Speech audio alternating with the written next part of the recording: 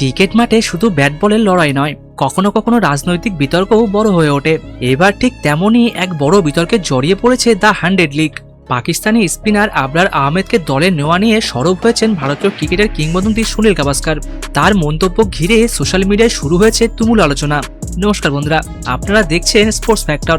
আজকের ভিডিওতে আমরা কথা বলবো এমন একটি বিতর্ক নিয়ে যা এখন ক্রিকেট বিশ্বের অন্যতম আলোচিত বিষয়।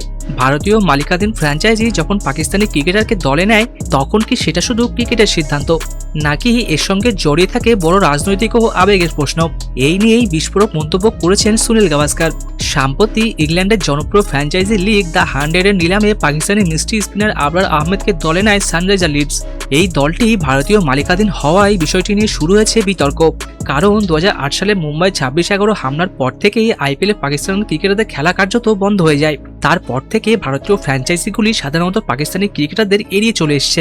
এই পরিস্থিতিতে ভারতীয় মালিকাধীন একটি দল যখন পাকিস্তানি একজন ক্রিকেটারকে নেয়, তখন অনেকেই বিষয়টিকে ভালোভাবে নেয়নি।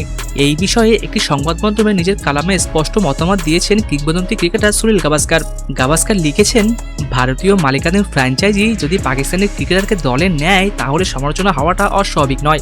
তিনি আরও বলেন, যে অর্থ ফ্র্যাঞ্চাইজিগুলি পাকিস্তানি ক্রিকেটারদের দেয়, সেই অর্থের একটি অংশ কর হিসেবে পাকিস্তান সরকার পায়, আর সেই করের অর্থ দিয়েই অস্ত্র কেনা হয়। এমনটাই দাবি করেছেন সুনীল গাভাস্কার, এবং তার মতে সেই অস্ত্র ভবিষ্যতে ভারতের বিরুদ্ধে ব্যবহার হওয়ারও সম্ভাবনা রয়েছে।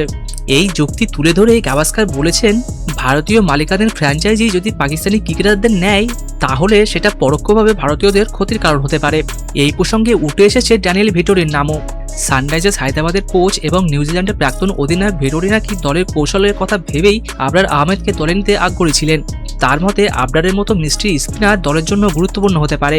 তবে গাভাস্কারের প্রশ্ন, দলের কৌশলগত বা টুর্নামেন্ট জেতার লক্ষ্য কি দেশের মানুষের নিরাপত্তার চেয়েও বেশি গুরুত্বপূর্ণ? এই ঘটনার পর সোশ্যাল মিডিয়ায় শুরু হয়েছে প্রবল প্রতিক্রিয়া। অনেকেই ক্ষোভ প্রকাশ করে হ্যাশট্যাগ ব্যবহার করছেন, #SameOnSRH এবং #BoycottSunrise। কিছু সমর্থকের মতে ক্রিকেটকে রাজনীতির বাইরে রাখা উচিত, আবার অন্যদের মতে ভারত ও পাকিস্তানের ইতিহাসের কথা মাথায় রেখে এমন সিদ্ধান্ত নেওয়া ঠিক নয়। সব মিলিয়ে বিষয়টি এখন শুধুই ক্রিকেটের মধ্যে সীমাবদ্ধ নেই। একদিকে আছে ক্রিকেটের কৌশল ও খেলোয়াড় নির্বাচন, অন্যদিকে আছে ইতিহাস, রাজনীতি এবং আবেগ। সুনীল গাভাস্কারের মন্তব্য এই বিতর্ককে আরও উৎসাহ দিয়েছে। এখন দেখার বিষয়, এই বিতর্কের প্রভাব ভবিষ্যতে ফ্র্যাঞ্চাইজি ক্রিকেটে কতটা পড়ে। আপনার কি মনে হয়, ক্রিকেট কি শুধুই খেলা থাকা উচিত, নাকি দেশের ইতিহাস ও আবেগের কথাও বিবেচনায় রাখা দরকার? কমেন্টে আপনার মতামত অবশ্যই জানাবেন।